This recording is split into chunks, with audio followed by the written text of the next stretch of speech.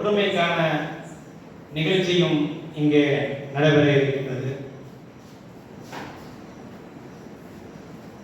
இந்த நிகழ்விற்கு முன்னிலை வைக்கக்கூடிய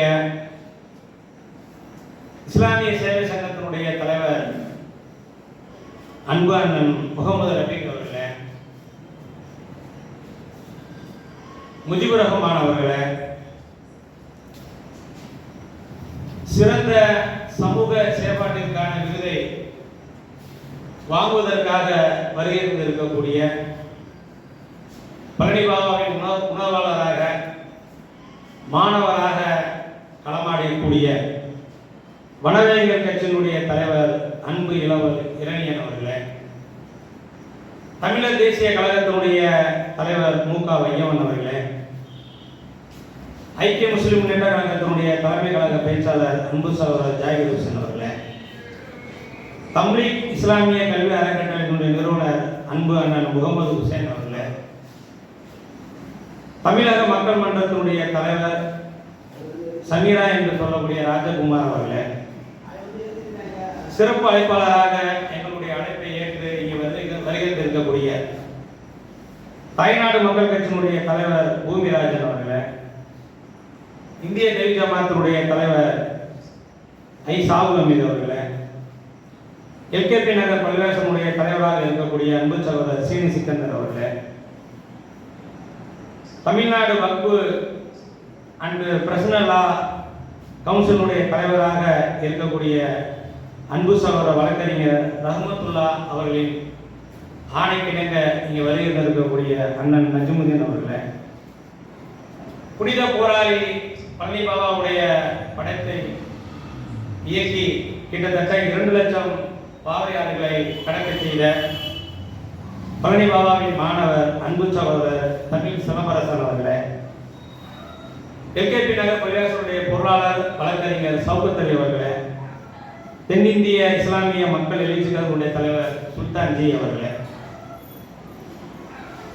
நாம் தமிழர் கட்சியினுடைய இளைஞர் பாசறை மாநில ஒருங்கிணைப்பாளர் வழக்குரைஞர் அன்பு மகள் துர்கா குமாரசாமி அவர்களே, காயல்பட்டினம் தாவா சென்டர் மதுரை கிளையில இருந்து இஸ்லாமிய தாவா பணி செய்யும் அன்பு சகோதரர் முத்து முகமது அவர்களே,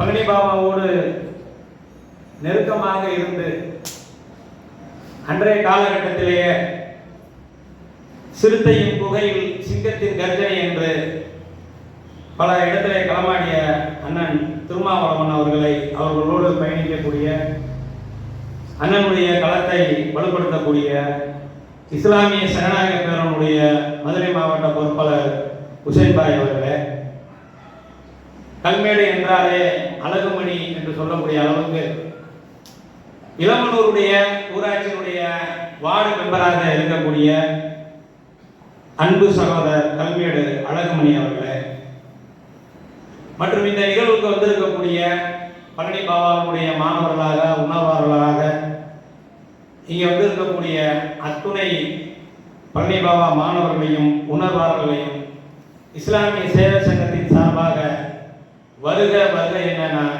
முதல்தான் வரவேற்று இந்த நிகழ்வுடைய துவக்க நிகழ்ச்சியாக நாம் சிறந்த சமூக செயற்பாட்டிற்கான விருது வழங்கும் நிகழ்ச்சியை ஏற்பாடு செய்திருந்தோம். இங்கே அந்த விருது வாங்கக்கூடிய எல்லா நபர்களுமே பழனி பாபாவுடைய உணர்வாளராக மாணவர்களாக இருப்பதால் நாங்கள் கட்டாயம் அவருடைய நினைவிடத்திற்கு சென்றுவிட்டு தான் இந்த நிகழ்வுக்கு பங்கெடுப்போம் என்று சொன்ன காரணத்தினால் ஒரு 2 நபர்கள் தாமதமாக வருகிறார்கள். அவர்களுக்காக அந்த விருது வழங்கும் நிகழ்ச்சியை கொஞ்ச நேரம் கால தாமதப்படுத்தி நம்மளுடைய அழைப்பை ஏற்று இங்கே சிறப்பு அழைப்பாளராக வந்திருக்கக்கூடிய சகோதரர்கள் அனைவரையுமே இங்கே பாபாவை குறித்து ஒரு சிறிய நினைவுரையாற்ற நான் அன்போடு அழைக்க கடமைப்பட்டுள்ளேன். நான் என்னுடைய தலைமை உரையிலே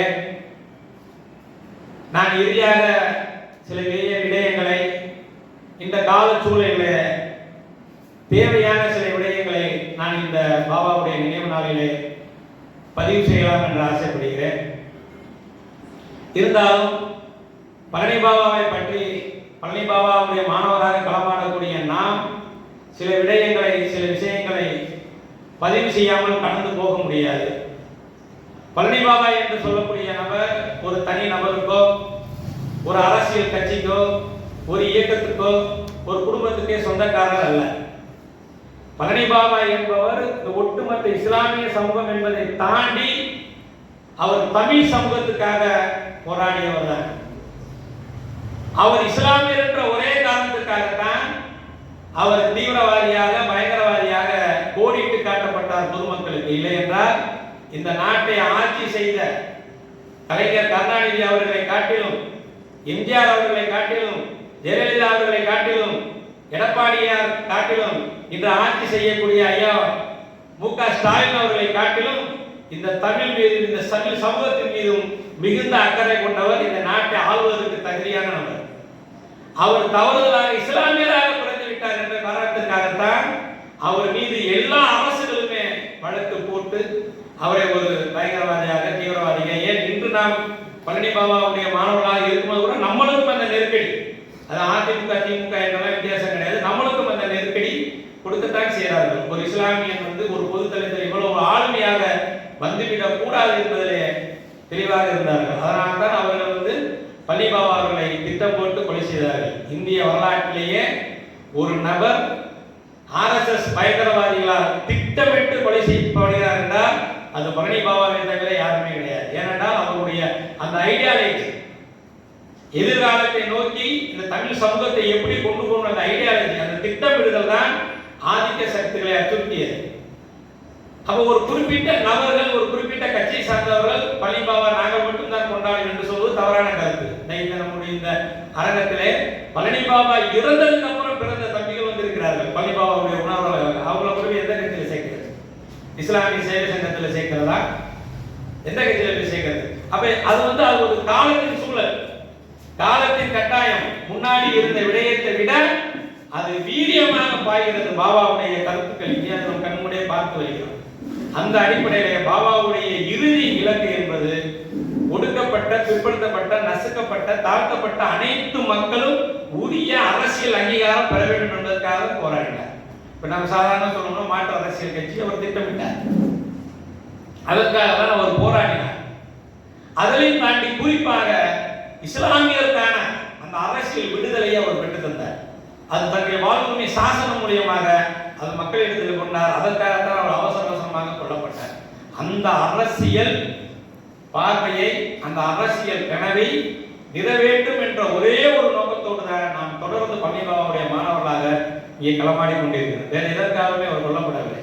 அவருடைய ஒரே அரசியல் கனவு இஸ்லாமியர்கள் யாரிடத்திலும் கையேந்தி நிற்காமல் சுயமாக நின்று அவர்கள் தன்னுடைய அரசியல் அதிகாரத்தை வென்றெடுக்க வேண்டும். அதற்காக தான் போராடினார். அவருடைய அந்த முன்னெடுப்பை எடுத்து நாம் என்ன செஞ்சிருக்கிறோம்? தொடர்ந்து போராடி கொண்டே இருக்கிறோம். அவருடைய அரசியல் கனவை எவ்வளவு தூரம் முடியுமோ அந்த அளவுக்கு நாம் என்ன செஞ்சுட்டு இருக்கோம்? மக்கள் மத்தியில் அதை பரப்புரையாக கொண்டு போயிருக்கிறோம். எப்போதுமே எந்த ஒரு பிரதிபலனும் இல்லாமல் போராடக்கூடிய யாராக இருந்தாலும் அவர்களுடைய எண்ணம் நிறைவேறும். அவர்கள் இல்லை என்றால் அவருடைய வாரிசுகள் அதை செய்வார்கள். அதான் பொதுத்தளத்தை நாங்கள் பயன்படுத்தோம். நீங்கள் சிந்திய ரத்தம் வீண் போகாது, நீங்கள் சிந்திய ரத்தம் வீண் போகாது. வகுத்து தந்த போராட்ட அரசியல் பாதையிலே உங்களுக்காக நாங்கள் இருக்கிறோம்.